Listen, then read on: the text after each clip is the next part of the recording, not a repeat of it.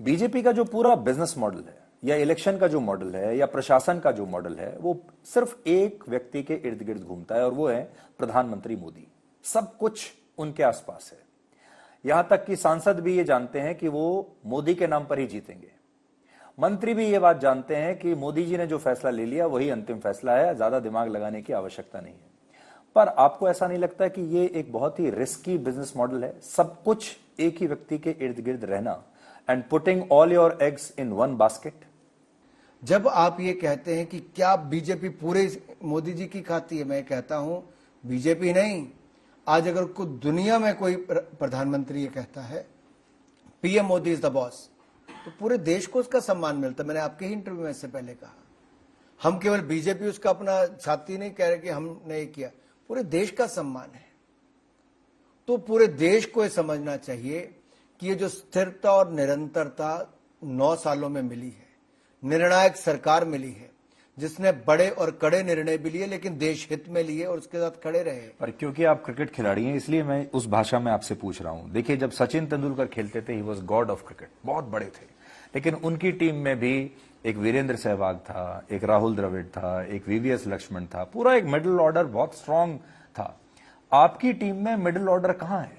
बस एक कप्तान आपकी टीम में दिखाई देता है। अरे इतने बड़े बड़े नेता हैं, आप कमाल करते हैं। इतने राज्यों में हमारे मुख्यमंत्री, केंद्रीय मंत्री सब हैं और इनमें से 3 तो पूर्व राष्ट्रीय अध्यक्ष हैं, वो कैबिनेट का हिस्सा। मैं आप ही से पूछता हूं, एक मंत्री के तौर पर आप कैबिनेट मंत्री हैं, अपने खुद के फैसले लेने की कितनी आजादी है? बहुत आजादी है। देखिए, मैं 4थी बार का लोकसभा सांसद हूं। मैंने कांग्रेस के 10 साल यूपीए की सरकार और अपने भी 9 साल इसमें से देखे। मैं ये कहना चाहता हूं, मैंने उस सरकार को भी देखा और उस सरकार के जो मंत्री उस समय रहे उनसे भी मेरी मित्रता थी, मैं उनको जानता हूं। बहुत अंतर है साहब। कमिटमेंट लेवल जो मोदी जी की सरकार का है ये नेता से होता है। उनकी कमिटमेंट देश के प्रति जो है ये बहुत बड़ी बात है। वो एक एक पल देश के लिए जीते हैं और एक एक पाई देश की बचाते हैं और गरीब की भलाई पे लगाते हैं। वो हमारे गौरवशाली इतिहास को बचाते भी हैं, जीर्णोद्धार भी करते हैं और विरासत के साथ विकास को भी जोड़ते हैं। तभी तो सोमनाथ धाम, केदारनाथ धाम, काशी विश्वनाथ धाम, महाकाल लोक धाम, करतारपुर कॉरिडोर, हेमकुंड साहब से लेके बौद्ध सर्किट से लेके भव्य राम मंदिर का निर्माण केवल 9 सालों में होता है। ये भारत की ताकत को बढ़ाते हैं। ये नेता है निर्णायक, परंपराओं को भी निभाए। आपको कैसा लगता है जब संसद भवन नया बनता है भारत का और उसमें इतनी सारी पार्टियां उसका बहिष्कार कर देती हैं, तो ऐसा संसद भवन किस काम का? देखिए, नुकसान उनका हुआ जो नहीं आए।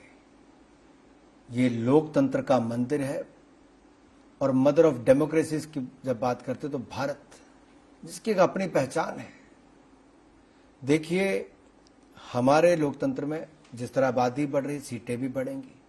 पहले वाले में बैठने का पूरा स्थान नहीं तो अगले वाले में तो और चाहिए। 888 लोकसभा के सदस्यों के बैठने के लिए सब। अब नए भारत की बुलंद तस्वीर आपको संसद भवन में देखने को मिलती है। सांसद तो वहीं पर आपको 30,000 पंचायत घर भी बनाए। आप थोड़ा हमारे दर्शकों को बताइए कि इस समय ये जो पुराने संसद भवन में एक सांसद जब बैठता है तो किस तरीके से आप बैठते हैं, या जब आप सेंट्रल हॉल में जाते हैं, कोई बड़ी सभा हो जाती है, तो कैसे आप अपनी कुर्सियां एकदम एक एक करके किसी तरीके से जुगाड़ करते हैं बैठने का? आपके साथ कभी अनुभव हुआ है ऐसा, जब सीट ही नहीं मिल रही, जगह नहीं मिल रही बैठने की? देखिए, लंबे आदमी के लिए तो अभी वाले संसद भवन में बैठना बहुत ही मुश्किल काम है, क्योंकि कई जगह तो 10-10 सीटें एक रो में है। हाँ। तो 5-6 लोगों के बीच में से आपको निकल के अपनी सीट पे जाना, और जिसकी अपनी टांगे बड़ी मुश्किल से लगी हैं, वो देश ने 75 साल देखा। वहां पे जो सेफ्टी मेजर्स हैं वो भी सुविधाएं, आप सोचिए साहब, 75 साल में महिलाओं के लिए अलग से कमरा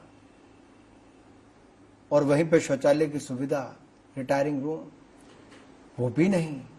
क्या भारत जो दुनिया का सबसे बड़ा लोकतंत्र अपने आप को हम कहते हैं और नया भारत की हम बात करते हैं, तो इस तरह की हमने 12 करोड़ शौचालय बाहर तो बना के दे दिए बहन बेटियों महिलाओं के लिए। हम संसद सदस्य जो महिला हैं उनके लिए भी सुविधाएं उस तरह से नहीं थी। अब और आज हम करते हैं पेपरलेस ऑफिस की बात करते हैं, पेपरलेस संसद बनाना है तो उसके लिए डिजिटल टेक्नोलॉजी आधुनिक सुविधाओं से लैस है, लेकिन परंपराओं से भी भरा हुआ ही उतना है।